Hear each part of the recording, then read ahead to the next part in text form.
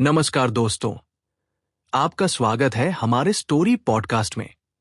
चलिए शुरू करते हैं कहानी। गोदान भाग 46। लेखक मुंशी प्रेमचंद।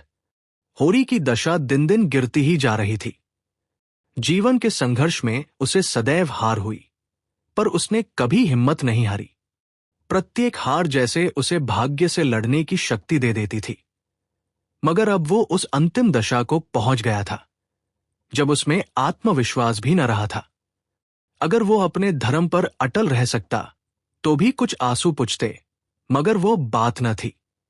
उसने नीयत भी बिगाड़ी, अधर्म भी कमाया, कोई ऐसी बुराई न थी जिसमें वह पड़ा न हो। पर जीवन की कोई अभिलाषा न पूरी हुई और भले दिन मृग तृष्णा की भांति दूर ही होते चले गए। यहां तक कि अब उसे धोखा भी न रह गया था। झूठी आशा की हरियाली और चमक भी अब नजर न आती थी। हारे हुए महीप की भांति उसने अपने को इन 3 बीघे के किले में बंद कर लिया था और उसे प्राणों की तरह बचा रहा था। फाके किए, बदनाम हुआ, मजदूरी की, पर किले को हाथ से न जाने दिया। मगर अब वो किला भी हाथ से निकला जाता था। 3 साल से लगान बाकी पड़ा हुआ था और अब पंडित नोखेराम ने उस पर बेदखली का दावा कर दिया था। कहीं से रुपए मिलने की आशा न थी। जमीन उसके हाथ से निकल जाएगी और उसके जीवन के बाकी दिन मजदूरी करने में कटेंगे।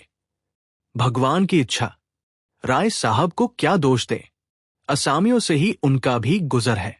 इसी गांव के आधे से ज्यादा घरों पर बेदखली आ रही है।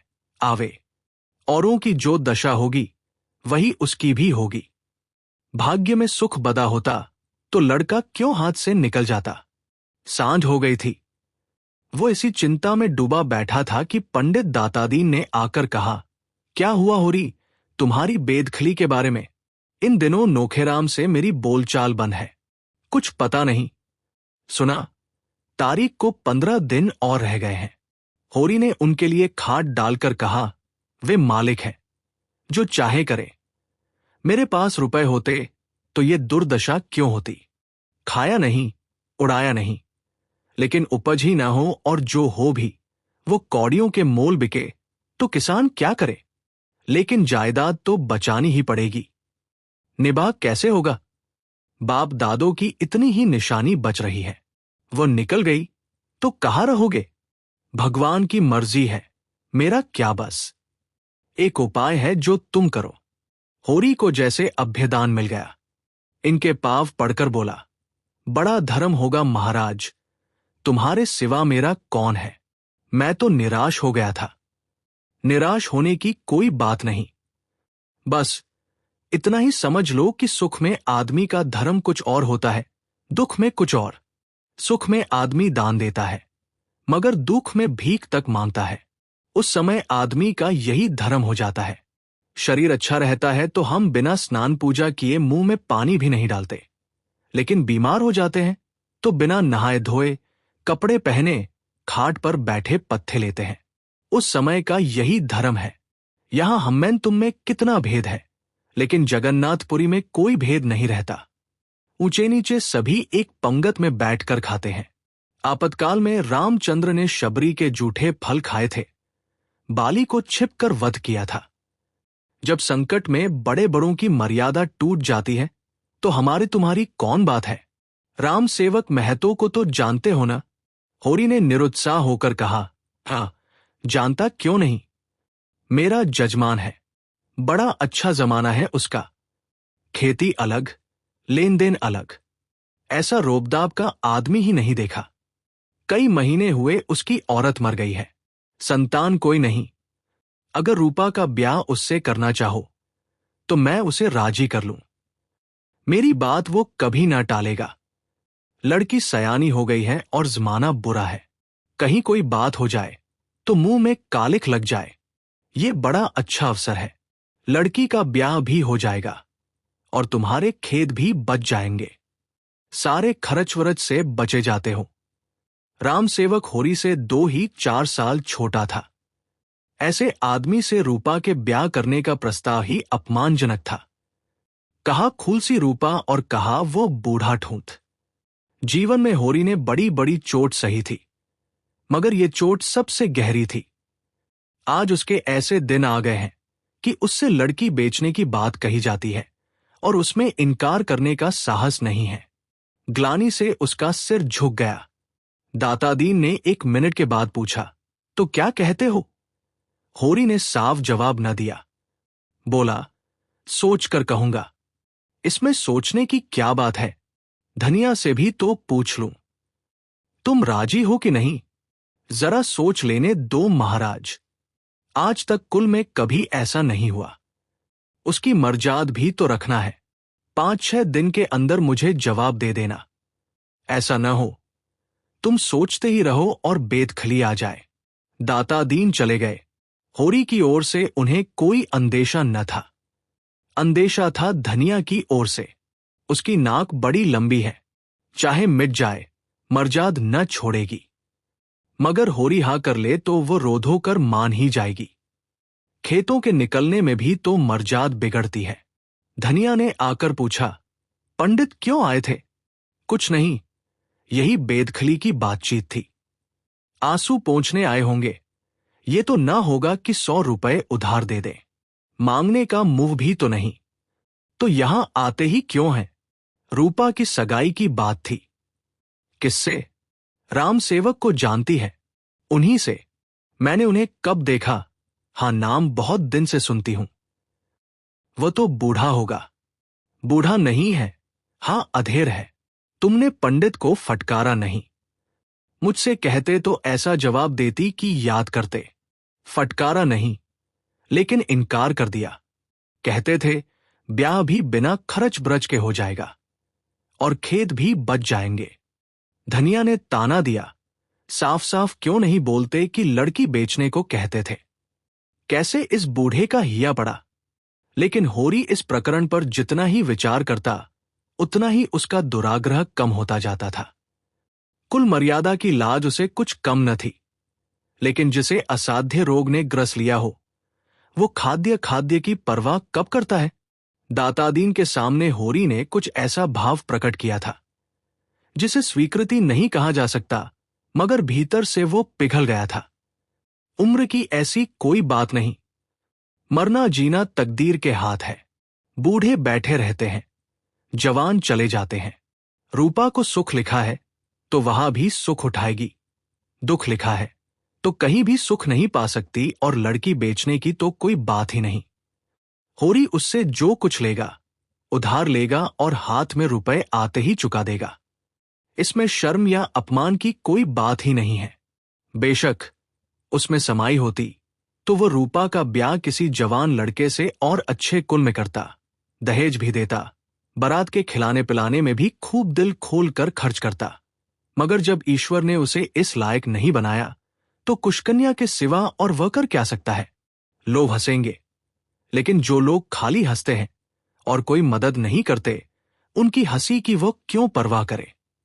मुश्किल यही है कि धनिया न राजी होगी। गधी तो है ही, वही पुरानी लाज ढोए जाएगी। ये कुल प्रतिष्ठा के पालने का समय नहीं, अपनी जान बचाने का अवसर है। ऐसी ही बड़ी लाज वाली है तो लाए 500 निकाले।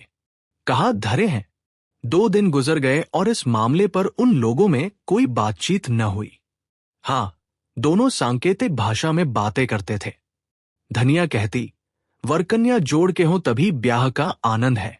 होरी जवाब देता, ब्याह आनंद का नाम नहीं है पगली, ये तो तपस्या है। चलो तपस्या है।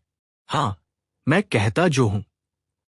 भगवान आदमी को जिस दशा में डाल दे उसमें सुखी रहना तपस्या नहीं तो और क्या है? दूसरे दिन धनिया ने वैवाहिक आनंद का दूसरा पहलू सोच निकाला। घर में जब तक सास ससुर, देवरानियां जेठानियां न हो तो ससुराल का सुख ही क्या? कुछ दिन तो लड़की बहुरिया बनने का सुख पाए। होरी ने कहा, वो वैवाहिक जीवन का सुख नहीं, दंड है। धनिया तनक उठी, तुम्हारी बातें भी निराली होती है। अकेली बहू घर में कैसे रहेगी? न कोई आगे न कोई पीछे। होरी बोला, तू तो इस घर में आई तो एक नहीं, 2 देवर थे, सास थी, ससुर था। तूने कौन सा सुख उठा लिया? बता, क्या सभी घरों में ऐसे ही प्राणी होते हैं? और नहीं तो क्या आकाश की देवियां आ जाती हैं। अकेली तो बहू रानी, उस पर हुकूमत करने वाला सारा घर। बेचारी किस किस को खुश करे। जिसका हुक्म न माने वही बैरी, सबसे भला अकेला। फिर भी बात यहीं तक रह गई, मगर धनिया का पल्ला हल्का होता जाता था। चौथे दिन राम सेवक महतो खुद आ पहुंचे, कलाराज घोड़े पर सवार, साथ एक नाई और एक खिदमतगार, जैसे कोई बड़ा जमींदार हो। उम्र 40 से ऊपर थी, बाल खिचड़ी हो गए थे, पर चेहरे पर तेज था, देह गठी हुई। होरी उनके सामने बिल्कुल बूढ़ा लगता था। किसी मुकदमे की पैरवी करने जा रहे थे। यहां जरा दोपहरी काट लेना चाहते हैं। धूप कितनी तेज है और कितने जोरों की लू चल रही है। होरी स्वाइन की दुकान से गेहूं का आटा और घी लाया। पूरियां बनी। तीनों मेहमानों ने खाया।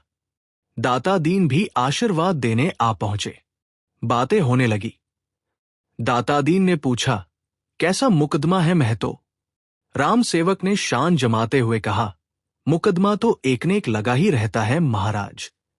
संसार में गऊ बनने से काम नहीं चलता। जितना दबो उतना ही लोग दबाते हैं। थाना पुलिस, कचहरी अदालत सब हमारी रक्षा के लिए है, लेकिन रक्षा कोई नहीं करता। चारों तरफ लूट है। जो गरीब है, बेकस है, उसकी गर्दन काटने के लिए सभी तैयार रहते हैं। भगवान न करे कोई बेईमानी करे, ये बड़ा पाप है। लेकिन अपने हक और न्याय के लिए न लड़ना उससे भी बड़ा पाप है। तुम ही सोचो, आदमी कहां तक दबे? यहां तो जो किसान है वो सबका नरम चारा है। पटवारी को नजराना और दस्तूरी न दे तो गांव में रहना मुश्किल। जमींदार के चपरासी और कारिंदों का पेट न भरे तो निबाह न हो। थानेदार और कांस्टेबल तो जैसे उसके दामाद हैं। जब उनका दौरा गांव में हो जाए, किसानों का धर्म है कि वे उनका आदर सत्कार करें, नजर नियाज दे, नहीं एक रिपोर्ट में गांव का गांव बंद जाए। कभी कानूनगो आते हैं, कभी तहसीलदार, कभी डिप्टी, कभी एजेंट, कभी कलेक्टर, कभी कमिश्नर। किसान को उनके सामने हाथ बांधे हाजिर रहना चाहिए। उनके लिए रसद चारे, अंडे मुर्गी, दूध घी का इंतजाम करना चाहिए। तुम्हारे सिर भी तो वही बीत रही है महाराज। एक न एक हाकिम रोज नैन्य बढ़ते जाते हैं। डॉक्टर कुओं में दवाई डालने के लिए आने लगा है।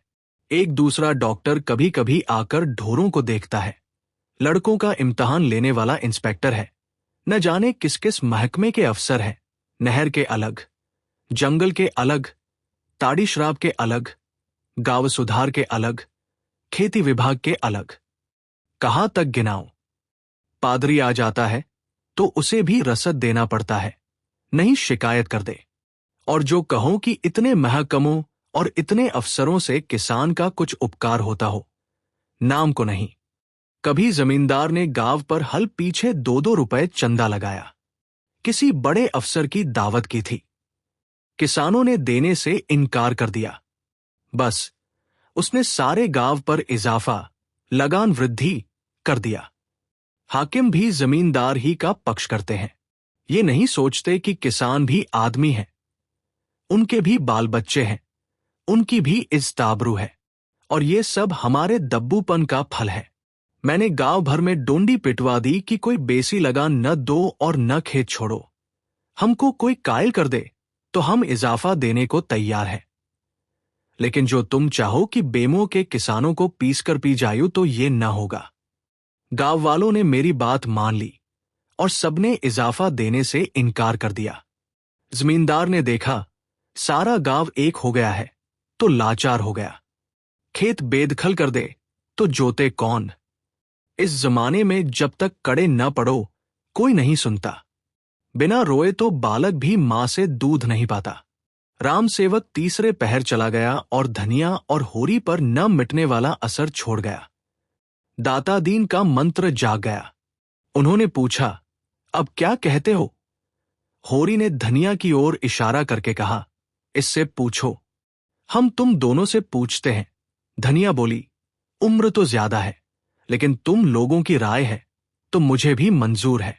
तकदीर में जो लिखा होगा वह तो आगे आएगा ही, मगर आदमी अच्छा है। और होरी को तो राम सेवक पर वो विश्वास हो गया था जो दुर्बलों को जीवट वाले आदमियों पर होता है। वो शेख चिल्ली के से मंसूबे बांधने लगा था। ऐसा आदमी उसका हाथ पकड़ ले तो बेड़ा पार है। विवाह का मुहूर्त ठीक हो गया। गोबर को भी बुलाना होगा। अपनी तरफ से लिख दो, आने न आने का उसे अख्तियार है। ये कहने को तो मुंह न रहे कि तुमने मुझे बुलाया कब था। सोना को भी बुलाना होगा। धनिया ने कहा, गोबर तो ऐसा नहीं था, लेकिन जब झुनिया आने दे। परदेश जाकर ऐसा भूल गया कि न चिट्ठी न पत्री, न जाने कैसे हैं। ये कहते कहते उसकी आंखें सजल हो गईं। गोबर को खत मिला तो चलने को तैयार हो गया। झुनिया को जाना अच्छा तो न लगता था, पर इस अवसर पर कुछ कह न सकी। बहन के ब्याह में भाई का न जाना कैसे संभव है। सोना के ब्याह में न जाने का कलंक क्या कम है। गोबर आर्द्र कंठ से बोला, मां बाप से खिंचे रहना कोई अच्छी बात नहीं है। अब हमारे हाथ पांव है, उनसे खींच ले, चाहे लड़ ले। लेकिन जन्म तो उन्हीं ने दिया, पाल पोस कर जवान तो उन्हीं ने किया। अब वे हमें चार बात भी कहें तो हमें गम खाना चाहिए। इधर मुझे बार बार अम्मा दादा की याद आया करती है। उस बखत मुझे न जाने क्यों उन पर गुस्सा आ गया। तेरे कारण मां बाप को भी छोड़ना पड़ा। झुनिया तनक उठी, मेरे सिर पर ये पाप न लगाओ। हाँ, तुम्ही को लड़ने की सूझी थी। मैं तो अम्मा के पास इतने दिन रही, कभी सांस तक न लिया। लड़ाई तेरे कारण हुई। अच्छा, मेरे ही कारण सही। मैंने भी तो तुम्हारे लिए अपना घर-बार छोड़ दिया। तेरे घर में कौन तुझे प्यार करता था। भाई बिगड़ते थे, भावजे जलाती थी। भोला जो तुझे पा जाते तो कच्चा ही खा जाते। तुम्हारे ही कारण। अब की जब तक रहें, इस तरह रहें कि उन्हें भी जिंदगानी का कुछ सुख मिले। उनकी मर्जी के खिलाफ कोई काम न करें। दादा इतने अच्छे हैं कि कभी मुझे डांटा तक नहीं। अम्मा ने कई बार मारा है, लेकिन वे जब मारती थी तब कुछ न कुछ खाने को दे देती थी। मारती थी, पर जब तक मुझे हंसा न ले, उन्हें चैन न आता था। दोनों ने मालती से जिक्र किया। मालती ने छुट्टी नहीं दी। कन्या के उपहार के लिए एक चरखा और हाथों का कंगन भी दिया। वो खुद जाना चाहती थी, लेकिन कई ऐसे मरीज उसके इलाज में थे जिन्हें एक दिन के लिए भी न छोड़ सकती थी। हां, शादी के दिन आने का वादा किया और बच्चे के लिए खिलौनों का ढेर लगा दिया। उसे बार बार चूमती थी और प्यार करती थी, मानो सब कुछ पेशगी ले लेना चाहती है, और बच्चा उसके प्यार की बिल्कुल परवाह न करके घर चलने के लिए खुश था। उस घर के लिए जिसको उसने देखा तक न था। उसकी बाल कल्पना में घर स्वर्ग से भी बढ़कर कोई चीज थी। गोबर ने घर पहुंचकर उसकी दशा देखी तो ऐसा निराश हुआ कि इसी वक्त यहां से लौट जाए। घर का एक हिस्सा गिरने गिरने को हो गया था। द्वार पर केवल एक बैल बंधा हुआ था, वह भी नीमजान, अधमरा। धनिया और होरी दोनों खुले न समाये, लेकिन गोबर का जी उचाट था। अब इस घर के संभलने की क्या आशा है। वो गुलामी करता है, लेकिन भरपेट खाता तो है। केवल एक ही मालिक का तो नौकर है। यहां तो जिसे देखो वही रोब जमाता है। गुलामी है, पर सूखी। मेहनत करके अनाज पैदा करो और जो रुपए मिले वो दूसरों को दे दो। आप बैठे राम राम करो। दादा ही का कलेजा है कि ये सब सहते हैं, उससे तो एक दिन न सहा जाए। और यह दशा कुछ होरी ही की न थी। सारे गांव पर यह विपत्ति थी। ऐसा एक आदमी भी नहीं जिसकी रोनी सूरत ना हो, मानो उनके प्राणों की जगवेदना ही बैठी उन्हें कठपुतलियों की तरह नचा रही हो। चलते फिरते थे, काम करते थे, पिसते थे, घुटते थे, इसलिए कि पिसना और घुटना उनकी तकदीर में लिखा था। जीवन में न कोई आशा है, न कोई उमंग, जैसे उनके जीवन के सोते सूख गए हों और सारी हरियाली मुरझा गई हो। जेठ के दिन है, अभी तक खलिहानों में अनाज मौजूद है, मगर किसी के चेहरे पर खुशी नहीं है। बहुत कुछ तो खलिहान में ही तुलकर महाजनों और कारिंदों की भेंट हो चुका है, और जो कुछ बचा है वो भी दूसरों का है। भविष्य अंधकार की भांति उनके सामने है। उसमें उन्हें कोई रास्ता नहीं सूझता। उनकी सारी चेतनाएं शिथिल हो गई हैं। द्वार पर मनोकूड़ा जमा है, दुर्गंध उड़ रही है, मगर उनकी नाक में न गंध है, न आंखों में ज्योति। सरेशाम द्वार पर गीदड़ रोने लगते हैं, मगर किसी को गम नहीं।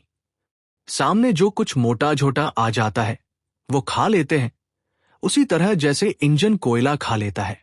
उनके बैल चुनी चोकर के बगैर नांद में मुंह नहीं डालते, मगर उन्हें केवल पेट में कुछ डालने को चाहिए। स्वाद से उन्हें कोई प्रयोजन नहीं। उनकी रसना मर चुकी है। उनके जीवन में स्वाद का लोप हो गया है। उनसे धेले धेले के लिए बेईमानी करवा लो, मुट्ठी भर अनाज के लिए लाठियां चलवा लो। पतन की वह इंतहा है जब आदमी शर्म और इज्जत को भी भूल जाता है। लड़कपन से गोबर ने गांवों की यही दशा देखी थी और उनका आदी हो चुका था। पर आज 4 साल के बाद उसने जैसे एक नई दुनिया देखी। भले आदमियों के साथ रहने से उसकी बुद्धि कुछ जग उठी है। उसने राजनैतिक जलसों में पीछे खड़े होकर भाषण सुने हैं और उनसे अंगम में बिंधा है। उसने सुना है और समझा है कि अपना भाग्य खुद बनाना होगा। अपनी बुद्धि और साहस से इन आफतों पर विजय पाना होगा। कोई देवता, कोई गुप्त शक्ति उनकी मदद करने ना आएगी। और उसमें गहरी संवेदना सजग हो उठी है।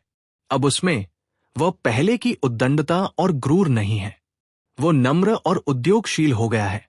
जिस दशा में पड़े हो उसे स्वार्थ और लोभ के वश होकर और क्यों बिगाड़ते हो? दुख ने तुम्हें एक सूत्र में बांध दिया है। बंधुत्व के इस दैवी बंधन को क्यों अपने तुच्छ स्वार्थों में तोड़े डालते हो? उस बंधन को एकता का बंधन बना लो। इस तरह के भावों ने उसकी मानवता को पंख से लगा दिए हैं। संसार का ऊंच नीच देख लेने के बाद निष्कपट मनुष्यों में जो उदारता आ जाती है वो अब मानो आकाश में उड़ने के लिए पंख फड़फड़ा रही है। होरी को अब वह कोई काम करते देखता है तो उसे हटाकर खुद करने लगता है, जैसे पिछले दुर्व्यवहार का प्रायश्चित करना चाहता हो। वह कहता है, दादा अब कोई चिंता मत करो, सारा भार मुझ पर छोड़ दो, मैं अब हर महीने खर्च भेजूंगा। इतने दिन तो मरते खपते रहे, कुछ दिन तो आराम कर लो। मुझे धिक्कार है कि मेरे रहते तुम्हें इतना कष्ट उठाना पड़े। और होरी के रोम रोम से बेटे के लिए आशीर्वाद निकल जाता है। उसे अपनी जीर्ण देह में दैवी स्फूर्ति का अनुभव होता है। वह इस समय अपने काराजा का ब्यौरा कहकर उसकी उठती जवानी पर चिंता की बिजली क्यों गिराए? वह आराम से खाए पिए, जिंदगी का सुख उठाए। मरने खपने के लिए वह तैयार है। यही उसका जीवन है। राम राम जपकर वह जी भी तो नहीं सकता। उसे तो फावड़ा और कुदाल चाहिए। राम नाम की माला फेरकर उसका चित्त न शांत होगा। गोबर ने कहा, कहो तो मैं सबसे किस्त बंधवा लूं और हर महीने महीने देता जाओ। सब मिलकर कितना होगा? होरी ने सिर हिलाकर कहा, नहीं बेटा, तुम काहे को तकलीफ उठाओगे? तुम्हें कौन बहुत मिलते हैं, मैं सब देख लूंगा। जमाना इसी तरह थोड़े ही रहेगा। रूपा चली जाती है, अब काराजा ही चुकाना तो है। तुम कोई चिंता मत करना। खाने पीने का संयम रखना। अभी देह बना लोगे तो सदा आराम से रहोगे। मेरी कौन? मुझे तो मरने खपने की आदत पड़ गई है। अभी मैं तुम्हें खेती में नहीं जोतना चाहता बेटा। मालिक अच्छा मिल गया है, उसकी कुछ दिन सेवा कर लोगे तो आदमी बन जाओगे। वह तो यहां आ चुकी है, साक्षात देवी है। ब्याह के दिन फिर आने को कहा है। हमारे सिराखों पर आए। ऐसे भले आदमियों के साथ रहने से चाहे पैसे कम भी मिले, लेकिन ज्ञान बढ़ता है और आंखें खुलती हैं। उसी वक्त पंडित दातादीन ने होरी को इशारे से बुलाया और दूर ले जाकर कमर से 100 रुपए के 2 नोट निकालते हुए बोले, तुमने मेरी सलाह मान ली, बड़ा अच्छा किया। दोनों काम बन गए। कन्या से भी उरिन हो गए और बाप दादों की निशानी भी बच गई। मुझसे जो कुछ हो सका मैंने तुम्हारे लिए कर दिया। अब तुम जानो, तुम्हारा काम जाने। होरी ने रुपए लिए तो उसका हाथ कांप रहा था। उसका सिर ऊपर न उठ सका, मुंह से एक शब्द न निकला, जैसे अपमान के अथाह गड्ढे में गिर पड़ा है और गिरता चला जाता है। आज 30 साल तक जीवन से लड़ते रहने के बाद वह परास्त हुआ है और ऐसा परास्त हुआ है कि मानो उसको नगर के द्वार पर खड़ा कर दिया गया है और जो आता है उसके मुंह पर थूक देता है। वह चिल्ला चिल्ला कर कह रहा है, भाइयों मैं दया का पात्र हूं। मैंने नहीं जाना जेठ की लू कैसी होती है और माघ की वर्षा कैसी होती है। इस देह को चीर कर देखो, इसमें कितना प्राण रह गया है, कितना जख्मों से चूर, कितना ठोकरों से कुचला हुआ। उससे पूछो, कभी तूने विश्राम के दर्शन किए, कभी तू छाह में बैठा, उस पर ये अपमान। और वह अब भी जीता है, कायर, लोभी, अधम। उसका सारा विश्वास जो अगाध होकर स्थूल और अंधा हो गया था, मानो टुक टुक उड़ गया है। दातादीन ने कहा, तो मैं जाता हूं। न हो तो तुम इसी वक्त नोखेराम के पास चले जाओ। होरी दीनता से बोला, चला जाऊंगा महाराज, मगर मेरी इज्जत तुम्हारे हाथ है।